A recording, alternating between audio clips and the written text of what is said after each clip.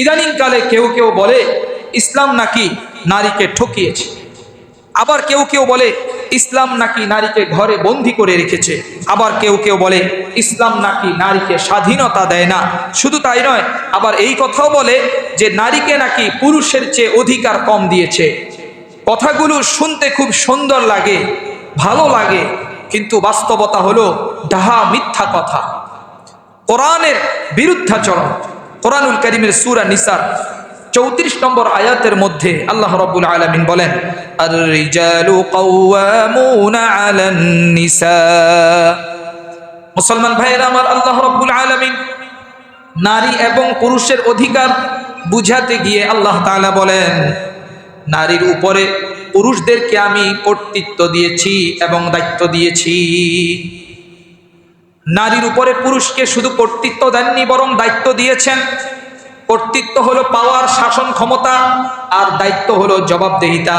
যদি আল্লাহ তাআলা বলতেন, ও দুনিয়ার মানুষেরা, আমি নারীর উপরে পুরুষকে শুধু কর্তৃত্ব দিয়েছি, তাহলে সমাজের নারীরা জুলুমের শিকার হওয়ার সম্ভাবনা বেশি ছিল। এই জন্য আল্লাহ রাব্বুল আলামিন বলেন কর্তৃত্বের সাথে দায়িত্ব, কারণ দায়িত্ব হলো এমন একটা জিনিস, দায়িত্ব হলো জবাবদেহিতা, দায়িত্ব হলো পালনীয় বিষয়।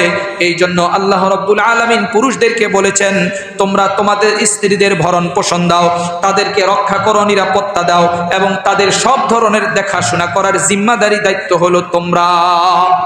মুসলমান ভাইয়েরা আমার, আল্লাহ রাব্বুল আলামিন পুরুষদেরকে বলেছেন তোমরা উপার্জন করো, পুরুষদেরকে বলেছেন তোমরা পরিবারকে চালাও, পুরুষদেরকে বলেছেন তোমরা স্ত্রী সন্তানের দায়িত্ব নাও। এটা কোনো নারীকে আল্লাহ তাআলা বলেননি।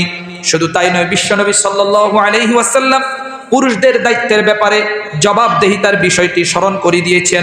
সহিহ বুখারীর 893 নম্বর হাদিসের মধ্যে বলেন, কুল্লুকুম রাঈন ওয়া কুল্লুকুম মাসউলুন আন রাইয়াতিহি। বিশ্বনবী বলেন, তোমরা প্রত্যেক অভিভাবক এবং দায়িত্বশীল। কাল কিয়ামতের দিন তোমাদের অধীনস্থদের ব্যাপারে আল্লাহ রাব্বুল আলামিন তোমাদেরকে প্রশ্ন করবেন, জিজ্ঞাসা করবেন। মুসলমান ভাইয়েরা আমার, একজন পুরুষ হলো পরিবারের প্রধান, সেই হিসেবে তিনি স্ত্রী সন্তানের দায়িত্ব পালন করবেন, এবং শুধু দায়িত্ব পালন করলেই হবে না, পালন করার পরে জবাবদেহিতার জন্য পুরুষকে সদা সর্বদা প্রস্তুত থাকতে হয়। আপনি কোনো রকম নয় ছয় দিয়ে সন্তান স্ত্রীদেরকে লালন পালন করবেন না, এটা চলবে না। আল্লাহ তাআলা এই কথা মনে করিয়ে দিয়েছেন, হে পুরুষেরা, সন্তান স্ত্রী তোমার দায়িত্ব, তোমার আমানত। কাল কিয়ামতের দিন ন্যূনতম যদি দায়িত্বে অবহেলা করো, তোমাকে প্রশ্নের সম্মুখীন করা হবে। এজন্য আমার ভাইরা, তাহলে আল্লাহ তাআলা এখানে পুরুষের দায়িত্ব এবং কর্তব্য এবং কর্তৃত্ব সম্পর্কে আলোচনা করেছেন, কিন্তু এখানে কোনো নারীর কথা আলোচনা করেননি। পুরুষকে বলেছেন খরচ দাও, উপার্জন করো, তাদেরকে চালাও, পরিচালনা করো, ভরণ পোষণ দাও, আর নারীকে বলেছে তুমি ঘরে নিরাপদে থাকো। সুবহানাল্লাহ, আসতে বলবেন না। তুমি ঘরে নিরাপদে থাকো, শান্তিতে থাকো।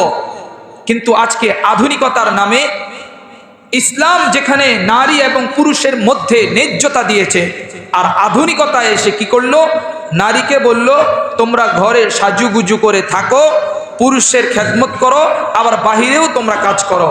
তাহলে তাদের দায়িত্ব দিয়েছে কয়টা? দুইটা। আর ইসলাম দায়িত্ব দিয়েছে কয়টা? ইসলাম নারীকে শুধু ঘরের ভিতরে দায়িত্ব দিয়েছে, আর আধুনিক এসে বা আধুনিকতা এসে নারীকে দায়িত্ব দিয়েছে দুইটা, ঘর সামলাও এবং বাহির সামলাও। ঘরে স্বামী সন্তান সামলাও, বাহিরে বসকে সামলাও। আছে না নাই বলেন? তাহলে ইসলাম কি জুলুম করলো? না বর্তমান আধুনিকতার নামে শয়তানের ষড়যন্ত্র চক্রান্ত নারীর উপরে জুলুম করলো? শয়তানের চক্রান্ত ষড়যন্ত্র নারীর উপরে জুলুম করলো।